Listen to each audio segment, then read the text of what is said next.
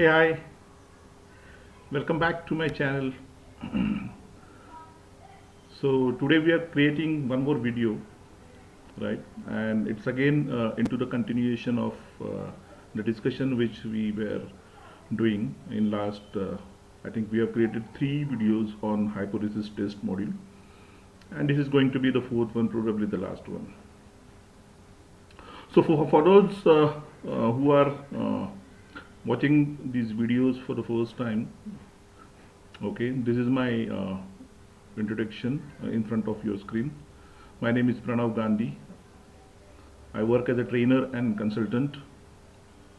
Total industry experience till date is over 22 years. And these are the various domains in which I have worked till date for all these 22 years. These are some of the academics and certifications. And these are my contact details. So this is my LinkedIn profile link. You can connect me through LinkedIn. This is my email ID. You can communicate through which. Okay. I have also created one Facebook page in the name of Learning with Pranav, right? So through that also you can connect me. You can probably like that page so that you can get the continuous updates and all. And these are my contact details or WhatsApp number, etc. Right. So if you, after watching the video, all these 3-4 mediums which you have, you can directly, if there are any questions or if you need any kind of explanation or feedback or something like that, or you want to give me the feedback, okay, you can use all these mediums, okay, to get in touch with me. So as I discussed, as I briefed just now, that this is going to be the 4th episode for hypothesis test, okay, for data science. So till date, what we have seen in earlier 3 episodes was what is hypothesis testing, what is the need of it, that we have covered.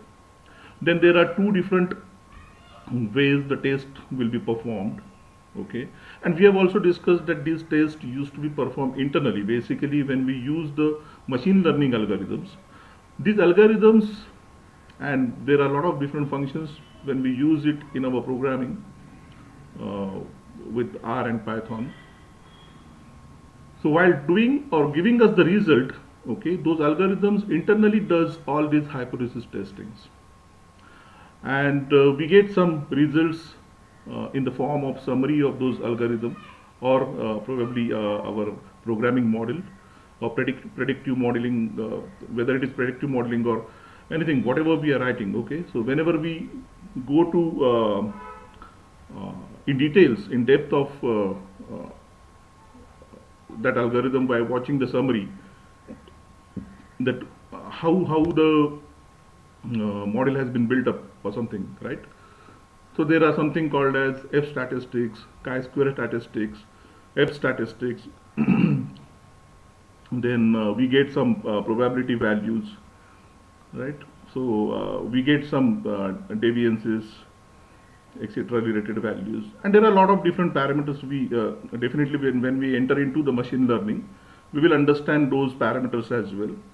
But like that, we get something called as p-value, probability value, okay, and that probability value is given to us by performing this hypothesis test internally by those algorithms which we are using in our programming. So there are 2 types of data, as we have seen in our very first episode when we discussed about the data types and all. So there are 2 types of data. One is continuous, other one is discrete. So if we have the continuous data, this is the flowchart we use, and we have split up 2 different episodes on this, episode number 2 and episode number 3, to cover up this flowchart, and we have seen various tests available in this particular flowchart. Now today's topic is going to be a little bit, one can say, easier, so to say, because when it comes to continuous data, there are a lot of different things we can do. When it comes to discrete data, there are very few options available to us. to perform the test or something like that. Okay, so this is the flowchart for when our data is discrete, right? So there are only 3 different flows available, and it's very simple flowchart to understand. Whenever we have only one column given or the data set given, data set in the sense, data set as a whole we say when we have the data in rows and columns, right? So this is a structured data I am getting if I have, okay. So and there are values which are discrete in nature, right? And something like male or female, something like that. When the data is in discrete but only one column is given to us, data mentioned or data given to us is only available in one column, and that we have to analyze or perform the hypothesis test on, right? So basically it will be something like, if there are male and female, then what is the proportion? How many males are there and how many females are there? So the data is given in one column, we perform one proportion test, right? So if suppose I am having 102 data points, and out of which 47 belongs to male, remaining belongs to female. So what is the proportion? And then start some whatever whatever business problem I am dealing with. Okay, to find out the answer for that business problem, I use this I use to test this proportion of male and female. But if we have 2 different data points are given, okay, so means in one column maybe male and female, and in one column whether they are married or not married. If suppose this data is given to us and there is a business problem, we have to find out that out of how many the total data, out of what is the proportion of male being married and female being married or unmarried. Okay, so if such kind of business problem is there, so this is just a very simple example I have given, but there are a lot of complicated proportional data sets which we have to deal with in our real world, right? So in such scenarios we perform 2 proportion test, and if our samples, these samples, okay, so if the data is given to me in 2 or greater than 2 columns, if it is greater than 2 columns means maybe 3, 4, 5, 6, 7, 8 and number, more than 2 populations, if data belong to more than 2 populations, then we perform chi-square test. So in our earlier episode, like we have understood the ANOVA test in detail, how the test will be performed internally, the mathematics behind it and the statistics behind it. Similarly, we are going to see chi-square test in detail, and we are going to take one example of 2 proportion test, right? So in real world you will more or less go for these 2 tests, because we are having a lot of data and business problems which we used to deal with. Okay, so most of the times we will use, so I am taking these examples. One proportion test is very rarely used, but it is available. Alright, so let's begin with a business problem for 2 proportion test. Okay, so this is directly a case study I am taking in. So there is one company called Johnny Talkers and not Walkers, and this is a soft drink company. This is a soft drink division. Okay, there is a soft drink division in this company where the sales manager is there and who is planning to launch a new sales incentive program for their sales executive. So uska jo bhi team member hai, so for those team members, he wants to launch a incentive sort of a program. The sales executive felt that adult means they are considering over here greater than 40 years of age. To them they are calling as adults. So these executives for which the manager wants to launch a sales incentive program, these executives, they felt that adults are not going to buy this soft drink, but children are definitely buying it. And that is why they requested sales manager that not to launch the program. They are not interested in incentive program for this time probably, because it is obvious by buying going to happen by children, and of course the incentive program will be there if you sell more adults, then only you are eligible to get it from get the incentive from your performance. So if the condition is like this, which means that these executives are not interested, because they know eventually adults are not going to buy it and only children will buy, and so we are not going to get any incentives. So to check this, whether whatever these executives are saying, whether there is evidence, whether they are saying right or wrong or whatever, okay, so we have to check that whether they are correct or not by checking it at 5% significance level, which means again 95% confidence.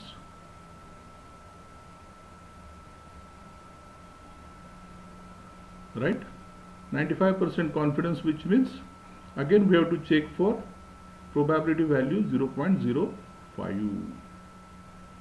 So we have been asked to analyze the data and determine whether there is an evidence at 5% significance level to support their hypothesis, to support their assumption, to support whatever their statement they are saying there, right? So let's see the data first.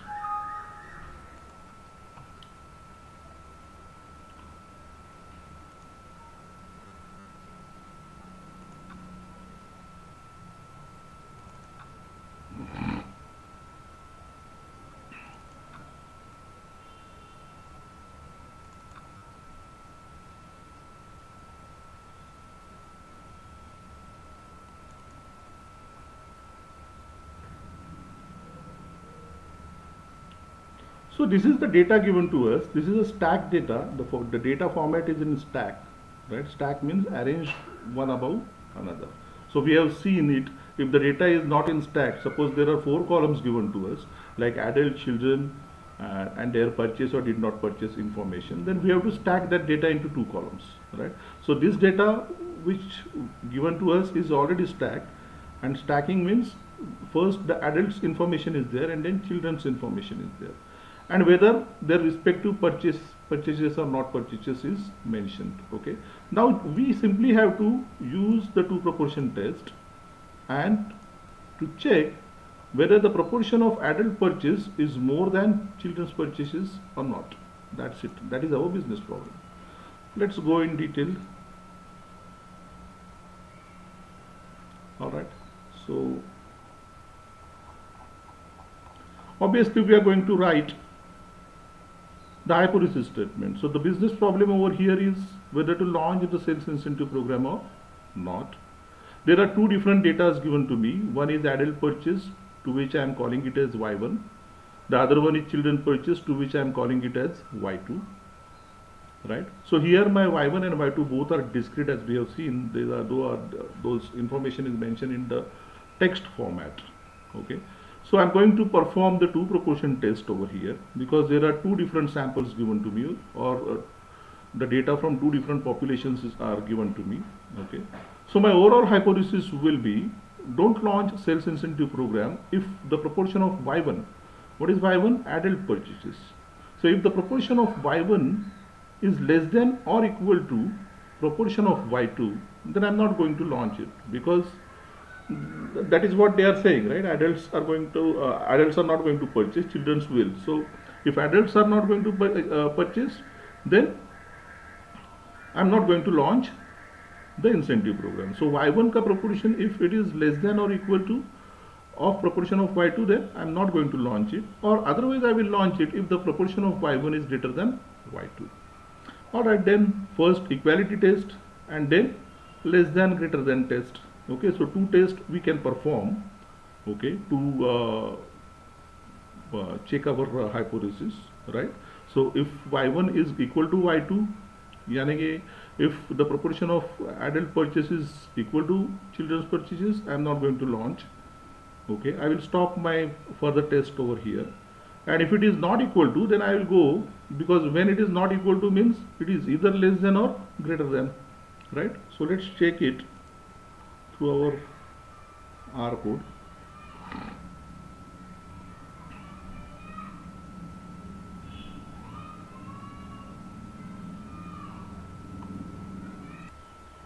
Alright, so let us read the file Johnny Topic's.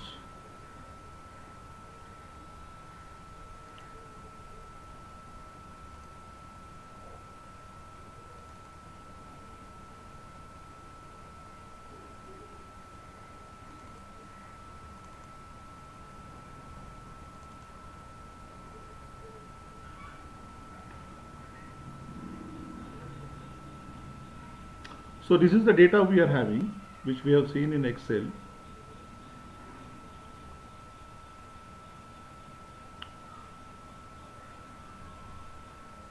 So there is a person and whether the person has purchased a cold drink or not. That is the data given to us. Adults and children are the persons and the respective status of whether they have bought it or not bought it. Okay. So I am attaching the file.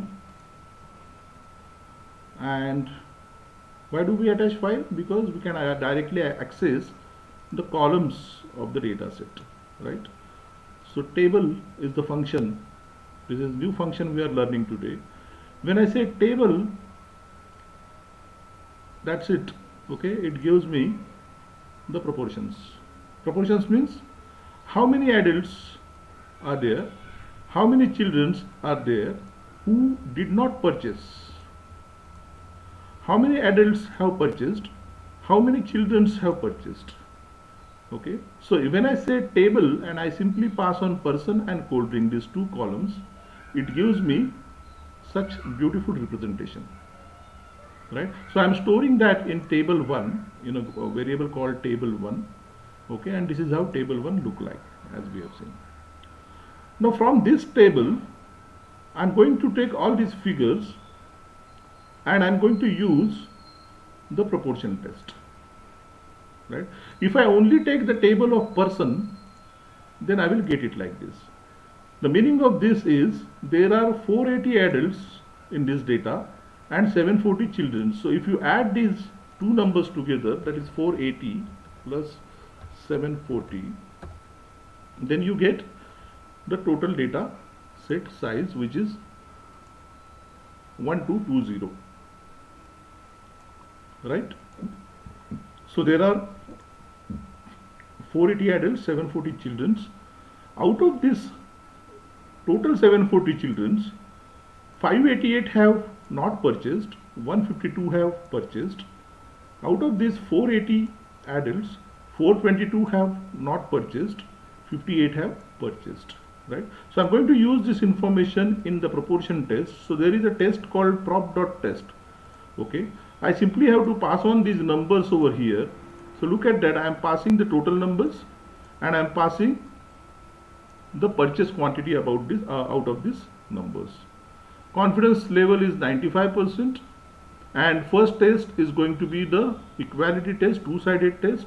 I am going to check the p-value for this test, and the p-value for this test is 0.0001803, which means it is far lesser than 0.05. So when my p is less than 0.05, p low, null go, so I am going to accept the alternate hypothesis, which says that the proportion of y1 is not equal to proportion of y2. So when it is not equal to y2, which means it is either less than or greater than. So for this I am going to perform the next test, and same function I am going to use over here. The only difference we are making over here is the alternative at this place is greater than. So simply you can see here, what is my alternative hypothesis? Greater than. What was my alternative hypothesis here? is not equal to, right?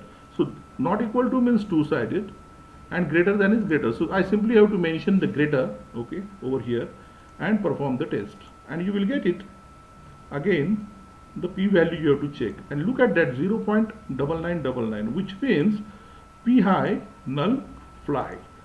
So null fly means I will go with null hypothesis, and my null hypothesis over here in the case 2 is proportion of y1, which is nothing but adult, is less than proportion of y2, and that is why my conclusion for the problem will be do not launch sales incentive program, because the adult purchase, the proportion of adult purchase is more than the proportion of children's purchases, right? Now once we have understood, so this is how we perform the two proportion test, and now let us see how to perform the chi-square test. So this is another test wherein my samples are more than, if suppose my sample is having more than 2 columns, right? Or even for 2 columns, see, even for 2 columns I can perform this test, or I can always go and perform this test, right?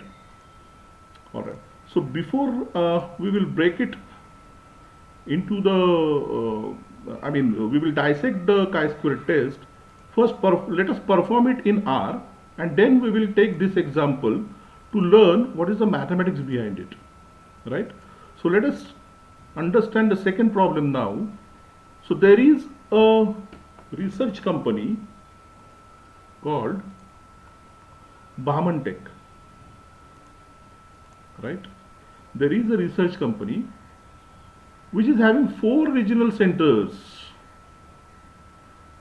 in South Asia, namely India, China, Sri Lanka and Bangladesh, right? To input data of questionnaire responses. So some of you, if you are aware of data, how data entry happens, right? So there is this company, this is a research company, and what they have done is they have printed some questionnaire forms. They have printed some questionnaire forms where there is question number 1, question number 2, question number 3, 4, 5, etc. and blah blah blah question, and there are some answers. 4 options, you have to choose one. Blah blah blah second question, and 4 options given to you, you have to choose one. Blah blah blah 1, 2, 3, 4 options. Blah blah blah 1, 2, 3, 4 options. Now what happens, when such kind of surveys will be taken, many times, they are nowadays it is online, everything is online, so nowadays we are taking online surveys. But there was a time when this particular, and even today, there is a chance that the surveys will be done through the papers, okay? And if we do it through the papers, because the people who are not having access to the internet, there are still crores of people who are not having access to the internet, how to get their opinions? So we will print the questionnaire forms. And now when such activity will used to be done, lot many times the target will be given, today I want at least 1000 questionnaire forms to be filled. Now a person goes into the market, and the person who is the survey, the person who is doing the survey, go to the market and give this pamphlet or something called as brochure, and get it filled from the people. Most of the times you will find it on petrol pumps, supermarket, malls, etc., etc. And people used to be in hurry, they are out for doing shopping and all, and they are not interested to give this. So many of them. So at times what happened, even if suppose someone is serious about it, okay, but still because of he is in hurry, he tend to do it something like this. Now what happened over here is, except this is a clear, that is he has chosen B. Now here there is a confusion whether he want to say A or B, whether he want to say B or C, whether he want to say C or D. There is a confusion. So what happens is, data entry operators, okay, they they just hit it and चलो उसको maybe the person wants to say A and they enter A. Maybe the person here want to say C and they enter C, and this is how they do the entries, right? So when such type of entries is being done, there is a lot of chance that they are making errors, and many times it happens that even if suppose it is correctly given, many times there is a chance that even though the person has clearly said A, the person who is making a data entry, because he is also having a target, so at times he does a mistake or by oversight or something and types in B. So such entries are called as errors. Now these companies want to do an audit, a certain percentage of questionnaire responses versus the data entry. So the question paper ke form, समझो 1000, there are 1000 forms, okay? So they want to do an audit of 200 forms, that what is actually mentioned in the paper and what is actually entered into the computer system. Any error in the data entry renders it as a defective, and the chief data scientist want to check whether the defective percentage varies by these 4 countries, okay? And they have been asked us to do this analysis or to analyze this data at 5% significance level, means again 95% confidence level, and help the manager, help the chief data scientist with appropriate inferences from this given data. Here the data is given in the form of 1 and 0. 0 means defective, okay? 1 means not defective. So let us see the data and perform the test. So obviously there are 4 countries, means 4 times 0 1 0 1 0 1 will be there. So let me choose the data for that.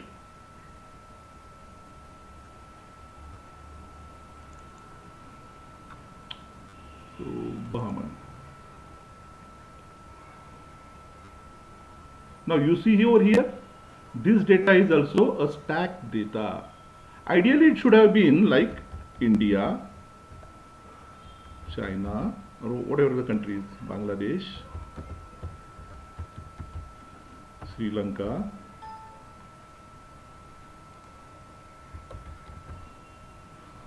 and Pakistan. These are the 4 countries, right? So if you see, these countries are stacked one above another, and their defective or not defective is being mentioned in 0 and 0 1 format. So India, China, then if you see in the data, Sri Lanka, and then there is Bangladesh. Okay, India, China, Sri Lanka and Bangladesh. No Pakistan is there, sorry. It's good. Alright, so let us analyze this data now. Let me call this data into our system, that is in R.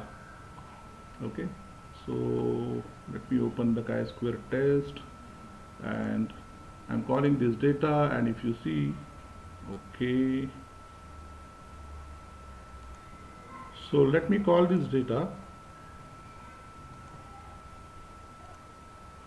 Okay, so let me call this data, sorry, I'm getting errors because my path was not perfect. Even yes. So important understanding over here is why I was receiving error was because this file particularly is in XLSX format and not in CSV format, right?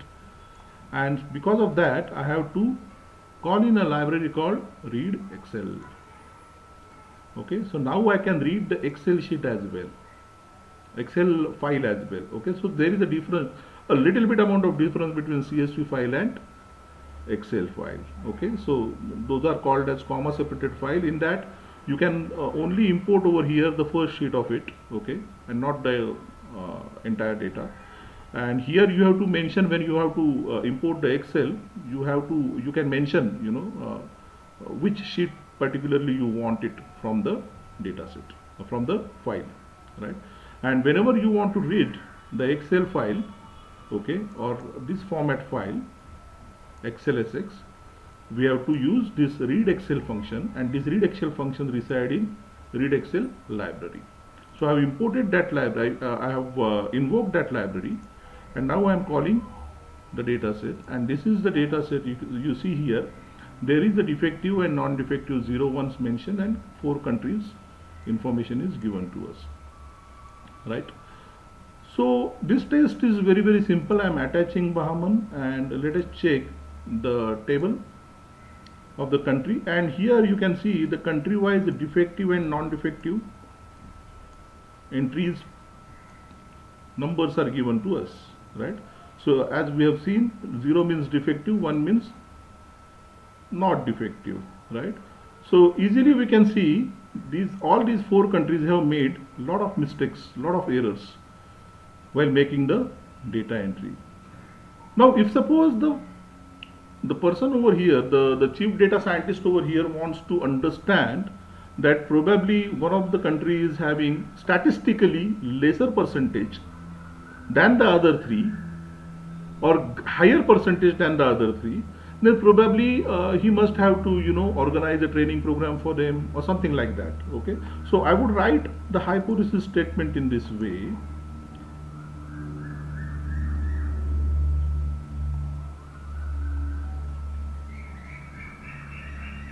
So my business problem probably would be identify which regions require training centers. Okay, so no training centers will be required if proportion of defective is equal in all regions. Or maybe you will require to have, you know, the training center for all the regions. But if suppose any specific country's training center, if I want to find out which country requires it, then I need to do the chi-square test, and my alternate hypothesis will become that, right? So if the proportion of defective is different in at least one of the region, then I will go and perform start the training center for that particular country, right? So my alternate hypothesis is that, right? Okay, so let us perform the chi-square test. Okay, so this is the table just to understand the proportions with figures, but statistically if I want to understand it, then what I will do, I will give chi-square test, I will use chi-square test and give this entire table, okay, this entire table which I have just printed over here from the line number 123. I'm giving it to chi-square test, and I'm going to check the probability value, and look at the probability value 0.63, which means P high, right? So P high, null fly, so I have to accept the null hypothesis over here. And now what is my null hypothesis? Now my null hypothesis is proportion of defective is equal in all regions, right? So if you see statistically there is no difference in all these regions as far as defectives are concerned, right? And that is why my conclusion for this test will be there is no training center required. Now there are some questions, you know, a lot of times when I am taking live classes they ask me here it is clearly, you know, we can see, anybody can see it, 183 is the highest number, so the proportion for Bangladesh is higher, which means that Bangladesh needs the training center. But actually this is not the right way of interpretation, because when we are looking at or performing this test, okay, then we are trying to find out it in a statistical way, right? And statistically none of the country is having a huge margin or huge difference, okay, as far as defects and non-defects are concerned, and that is why the statistical answer we have received is P high, right? Otherwise, had it been only 83, okay, then we probably would have got the P value less than 0.05, and maybe we would have to go for to start the training centers or to begin the training centers in all these 3 regions, right? That could have been our conclusion. So this is how chi-square test will be performed. Let us understand how does now this only one chi-square test function we have used, and given the data, and in a fraction of a second we got the p-value and we have concluded that. But how does it happen internally? What is the mathematics behind it? Let us try to understand that. So I'm just cutting it off my web camera so that everybody can have a clear look on the page displayed on the screen. Right. So this is another example here. There is a city which has a newly opened a nuclear plant, and there are families staying dangerously close to the plant. A health safety officer who is working there wants to take this case up to provide relocation for the families that live in the surrounding area. To make a strong case, he wants to prove with numbers that an exposure to radiation levels is leading to an increase in deceased population, which means that here again the proportion we have to check, right? He formulates the contingency table, the similar table which we have given to the chi-square function of exposure and disease. So there are 120 families living in. Out of this 120 family, there are 54 families which are having disease. But out of these 54 families, only 37 are having exposure to the radiation. Right? And 66 families are not having disease. And out of these 66 families, there are 53 families are not having an exposure to the radiation. Right? So if you watch this table maybe for few more seconds, you will understand the proportions, that what is happening over here. But then from this table we can understand, maybe immediately one would conclude that the proportion is high for this side or that side, okay? But always we have to perform it through a statistical test. And that is why these tests are created by the statisticians. So the first step over here will be to calculate the number of individuals of exposed and unexposed groups expected in each disease category, that is yes and no.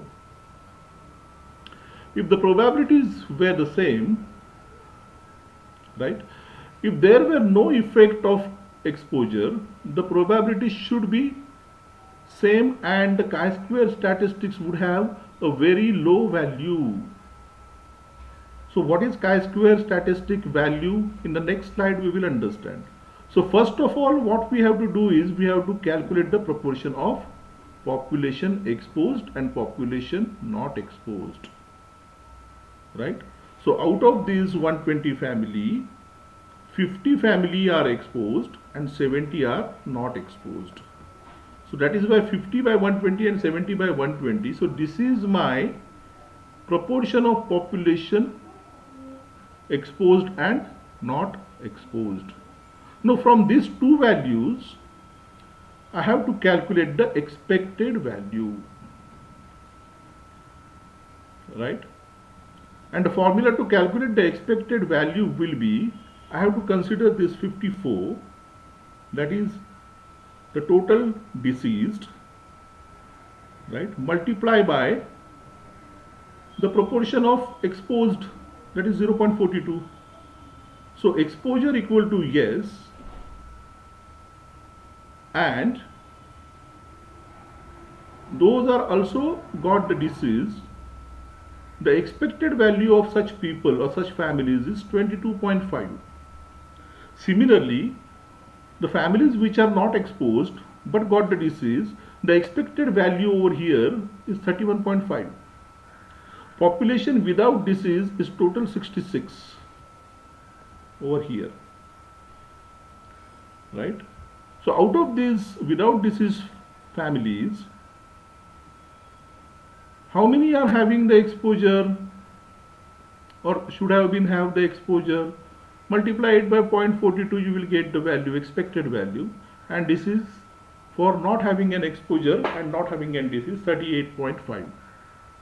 So once we calculate these expected values, we means the algorithm which we perform in R, it does all these calculations internally.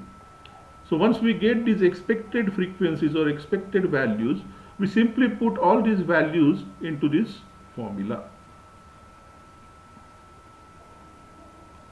So observed frequency means the table which we have, this is the observed frequency, minus expected frequency, which is these values which we have calculated, divided by again expected frequency. Obviously we are taking a square over here from this subtraction. This we are going to do for all the observed frequency values. Okay, so 37, 13, 17 and 53, 37, 17, 13 and 53, these are our observed value minus their respective expected values, that is 22.5, 27.5, 31.5 and 38.5, which are given over here. 22.5, 31.5, 27.5 and 38.5. Once we do all this calculation, we get this value 29.1, and this value is called as chi-square value, and it will be denoted by this symbol. So it's not like this, right? And there is one more thing, that we need to calculate the degrees of freedom. Okay, and degrees of freedom which we have understood in our T distribution, in this case in chi-square test, the degrees of freedom will be number of rows minus 1 and number of columns minus 1. So which number of rows and columns of this table? So we are having here 2 rows and 2 columns. There is a possibility that I may have 3 rows 3 column data, 4 rows 4 column data, because as we have seen that there is a possibility of different categories for different countries. So defects and non-defects for India, Sri Lanka, China and Bangladesh we have seen. But we can have for all these 4 countries defect, non-defects and correct, or something like, you know, maybe defective, non-defective and probably can't say, something like that. If suppose there is a third category, then we may have 4 by 3 table.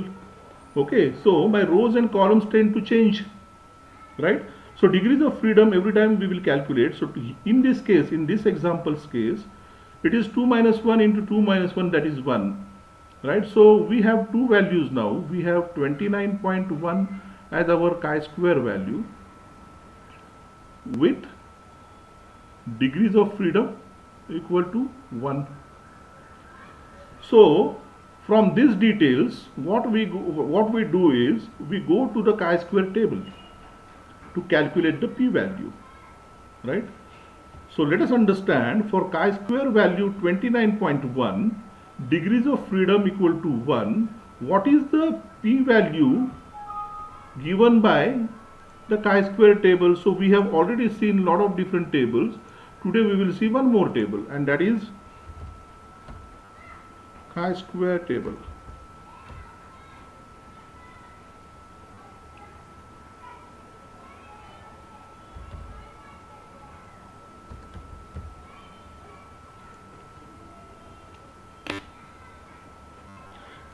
And you can see there are a lot of images and a lot of tables are there, but you can go for any table. I have simply selected the first one which I have seen on the screen, and you can even go and zoom for it. So here you will get, look at that. So the degrees of freedom mentioned in the first column,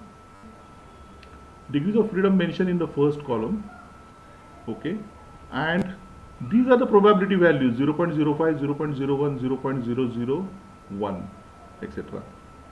And now here in our case, what is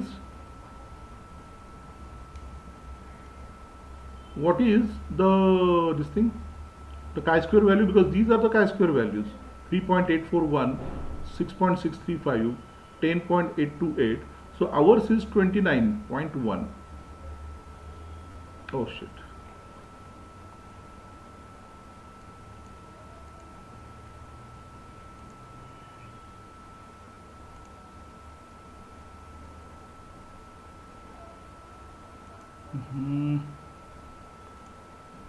Yes, so in our case it is 29.1 with 1 degrees of freedom. So our understanding over here is, if my chi-square value is 3.84 with 1 degrees of freedom, I am having this probability, p-value. If my chi-square value is 6.6 with 1 degrees of freedom, my probability value is 0.01, which means it is lesser than this. 0.05 is greater than 0.01. And if I have 10.82 the chi-square value, which means with 1 degrees of freedom, then my probability value is this. So which is also lesser than 0.01. But I am having this chi-square value, which means my probability value is 100% lesser than 0.001, and that's what we are going to conclude over here.